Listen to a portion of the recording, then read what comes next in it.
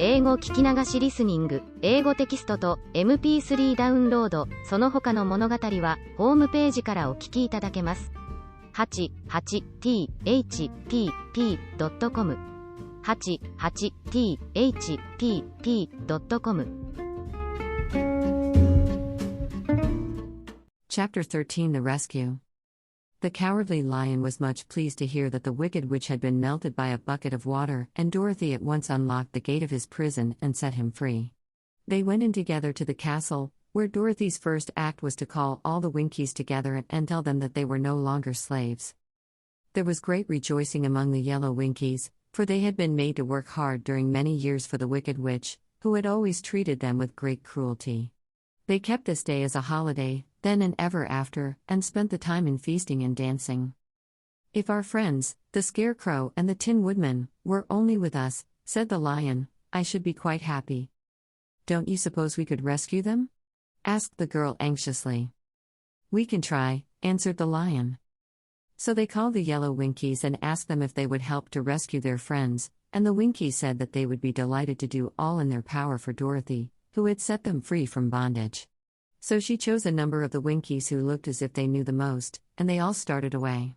They traveled that day and part of the next until they came to the rocky plain where the Tin Woodman lay, all battered and bent. His axe was near him, but the blade was rusted and the handle broken off short. The Winkies lifted him tenderly in their arms, and carried him back to the Yellow Castle again, Dorothy shedding a few tears by the way at the sad plight of her old friend, and the Lion looking sober and sorry. When they reached the castle, Dorothy said to the Winkies, "Are any of your people tinsmiths?" "Oh, yes. Some of us are very good tinsmiths," they told her. "Then bring them to me," she said. And when the tinsmiths came, bringing with them all their tools and baskets, she inquired, "Can you straighten out those dents in the Tin Woodman, and bend him back into shape again, and solder him together where he is broken?" The tinsmiths looked the Woodman over carefully and then answered that they thought they could mend him so he would be as good as ever. So they set to work in one of the big yellow rooms of the castle and worked for 3 days and 4 nights, hammering and twisting and bending and soldering and polishing and pounding at the legs and body and head of the Tin Woodman, until at last he was straightened out into his old form, and his joints worked as well as ever. To be sure, there were several patches on him, but the tinsmiths did a good job, and as the Woodman was not a vain man, he did not mind the patches at all. When, at last, he walked into Dorothy's room and thanked her for rescuing him, he was so pleased that he wept tears of joy, and Dorothy had to wipe every tear carefully from his face with her apron, so his joints would not be rusted. At the same time her own tears fell thick and fast at the joy of meeting her old friend again, and these tears did not need to be wiped away. As for the Lion, he wiped his eyes so often with the tip of his tail that it became quite wet, and he was obliged to go out into the courtyard and hold it in the sun till it dried. "If we only had the Scarecrow with us again," said the Tin Woodman, when Dorothy had finished telling him everything that had happened, "I should be quite happy." "We must try to find him," said the girl. So she called the Winkies to help her, and they walked all that day and part of the next until they came to the tall tree in the branches of which the winged monkeys had tossed the Scarecrow's clothes. It was a very tall tree, and the trunk was so smooth that no one could climb it, but the Woodman said at once, "I'll chop it down, and then we can get the Scarecrow's clothes." Now while the tinsmiths had been at work mending, the Woodman himself, another of the Winkies, who was a goldsmith, had made an axe handle of solid gold and fitted it to the Woodman's axe, instead of the old broken handle.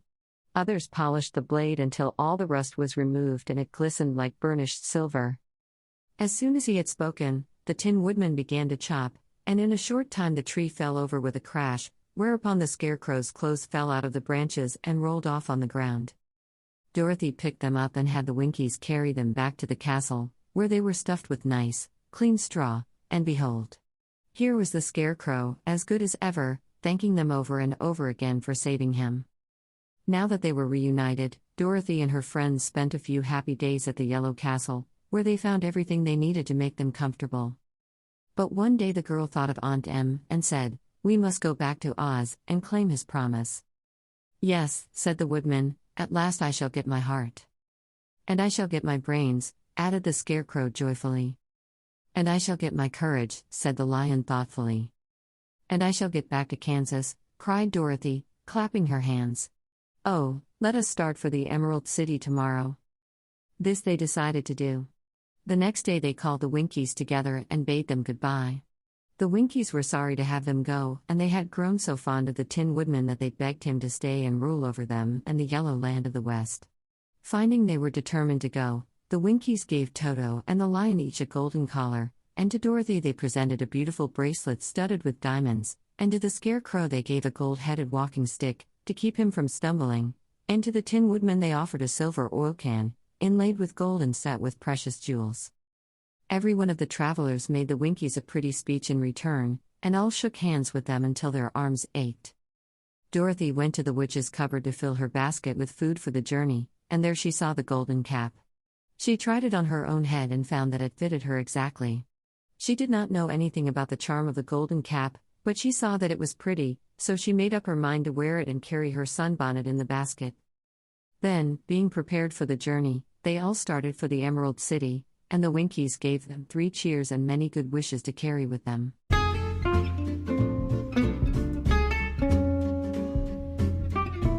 英語聞き流しリスニング、英語テキストと MP3 ダウンロード、その他の物語はホームページからお聞きいただけます。88thpp.com 88thpp.com